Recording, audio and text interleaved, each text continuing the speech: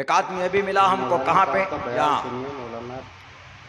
ये कौन सी तारीख, 5 तारीख में, यहीं से खड़गपुर से हावड़ा से मैं बैठा टाटा जमशेदपुर जाने के लिए। इतनी अच्छी बात थी। ट्रेन में एसी के डब्बे में हम बैठे, सीट नंबर 4 पे हम बैठे, तो उनकी सीट नंबर 5 और 6। थर्ड एसी में एक तरफ 3 सीट होती है, एक केबिन में 8 सीट होती है, एक तरफ 3 एक तरफ 3, साइड में 2 होते। तो मेरी 4 नंबर की सीट थी, लोवल बर्थ थी। 4-5 घंटे का सफ़र था। हम बैठे, बैठने के बाद हमें नींद आ गई। खैर खड़गपुर पहुँचे तो खड़गपुर में एक मियाँ एक बीवी दोनों आए, आके बैठे। पता नहीं हम ही को सफ़र में क्यों ऐसे लोग मिल जाते हैं। तो एक टीका लगाए हुए थे, पैंट शर्ट में थे, ब्राह्मण होगा, ठाकुर होगा, और दूसरी उसकी बीवी थी। वो बैठ गए, हम लेटे हुए थे। उन्होंने कहा कि सर ये मेरी सीट है, बैठने दीजिए। हमने कहा कोई बात नहीं, बैठो।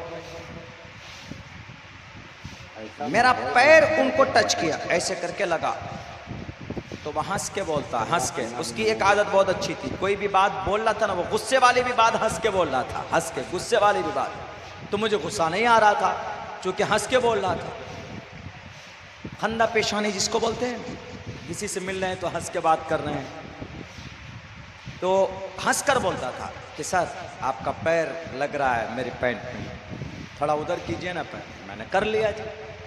मैं थोड़ा तिरछा होके बैठा था, तो सही होके बैठ गया। चलो शायद दिक्कत होगी इनको, कुछ लोग होते सफ़र वफ़र में अगर थोड़ा बदन टच करे ना, सर थोड़ा इधर होके बैठिए ना, ऐसा, ऐसे लोग बहुत होते हैं, छुआछूत वाले जो होते हैं, छुआछूत। तो उसके बाद 5-10 मिनट के बाद मेरा पैर, मेरी जूती उसके बैग को टच किया, बैग को, जो बैग नीचे रखा हुआ था उनका। तो बोला सर आपकी जूती मेरे बैग को टच कर रहा है। तो मुझे बहुत ज़्यादा गुस्सा आया।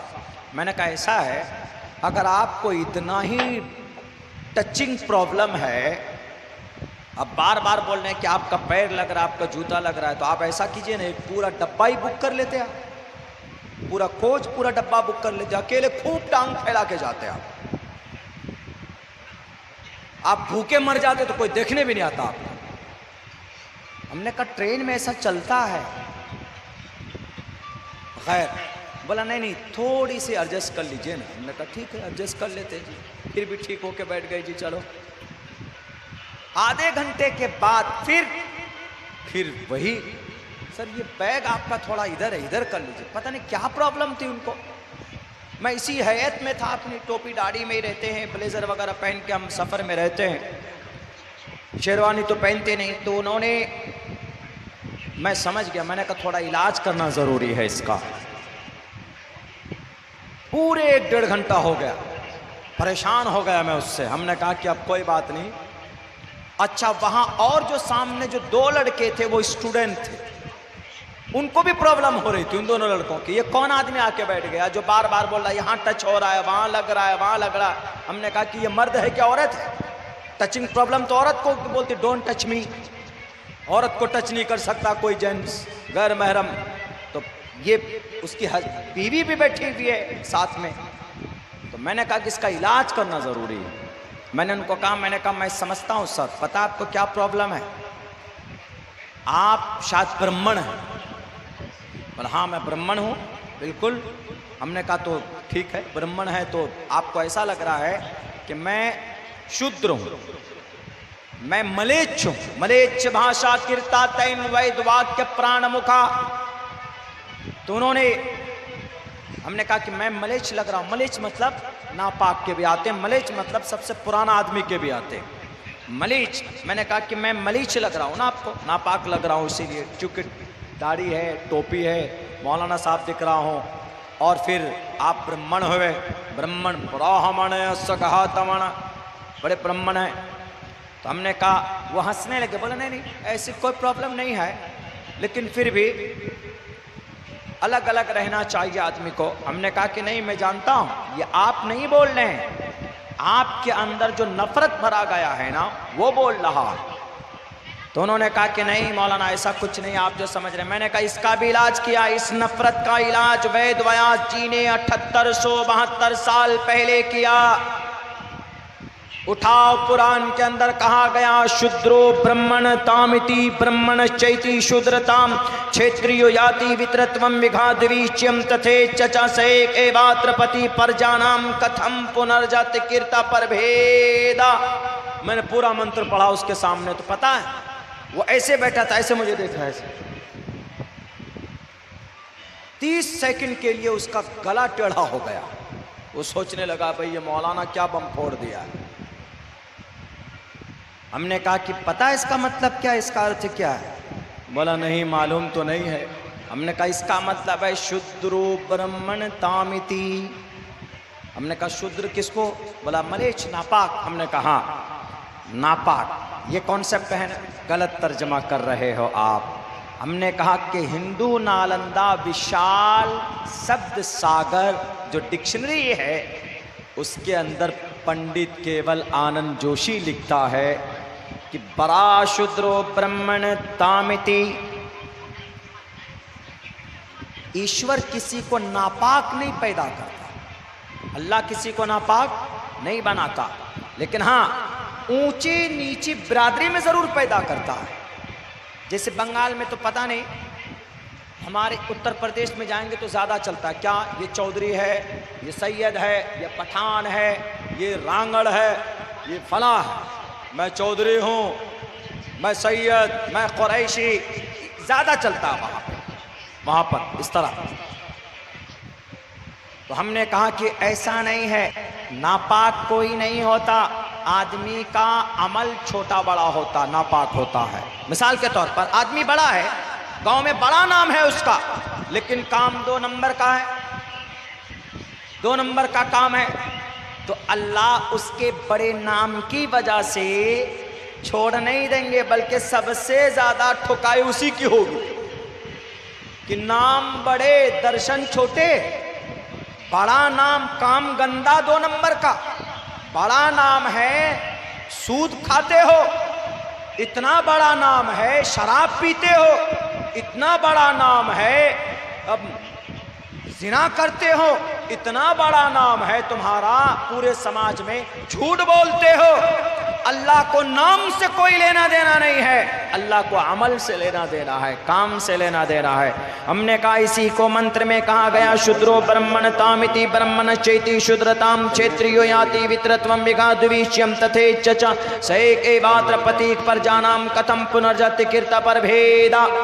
फिर क्या बोलता है मौलाना, आपके कुरान में भी तो है, आपके कुरान में भी तो बिरादरी है, आपके कुरान में जात पात है। हमने कहा कहाँ बताओ? बोला हमने सुना है कि आपके कुरान में अल्लाह ने अलग अलग कबीले बना दिए हैं, अलग अलग जात बिरादरी बना दिया है। हमने कहा ऐसा नहीं है, अल्लाह ने कुरान करीम के अंदर इंसानों को पैदा करने के बाद क्यों कहा वजअलनाकुम शुऊबन व क़बाइल, हमने तुम्हारे अलग अलग शोबे बनाए, व क़बाइल और अलग अलग कबीले बनाए। क्यों? किस लिए? गर्व करने के लिए नहीं, फख्र करने के लिए नहीं, बल्कि वह क़बाइल लितारफ़ू, पहचानने के लिए, इंट्रोडक्शन के लिए कि भाई ये कौन से बरादरी के लोग हैं, कि भाई ये सैयद बरादरी के लोग हैं, ये कौन से बरादरी के लोग हैं, भाई ये इंसारी बरादरी के लोग हैं, ये कौन से बरादरी के लोग हैं, ये शेख बरादरी के लोग हैं, ये कौन से बरादरी के लोग हैं, ये पठान बरादरी के लोग हैं, ये कौन से बरादरी के लोग हैं, ये खान बरादरी के लोग हैं। लेकिन सिर्फ बरादरी की बुनियाद पर, खान पठान सैयद और अंसारी की बुनियाद पर अल्लाह के नज़र में कोई मुकर्रम महबूब हो सकता है क्या? नहीं। अल्लाह ने दूसरी जगह पर वाज़े लफ्ज़ों में किया है वजअलनाकुम शुऊबन व क़बाइल लितारफ़ू, तारुफ के लिए, पहचान के लिए अल्लाह ने अलग अलग कबीले बनाए, फ़ख्र के लिए नहीं।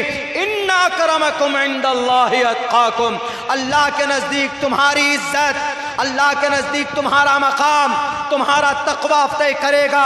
अगर तुम्हारा अमल अच्छा है तो अल्लाह तुमको महबूब बनाएगा। सिर्फ नाम की बुनियाद पर कोई जन्नत नहीं जाता। ख्वाजा अबू तालिब कौन थे? अल्लाह के नबी के चचा थे।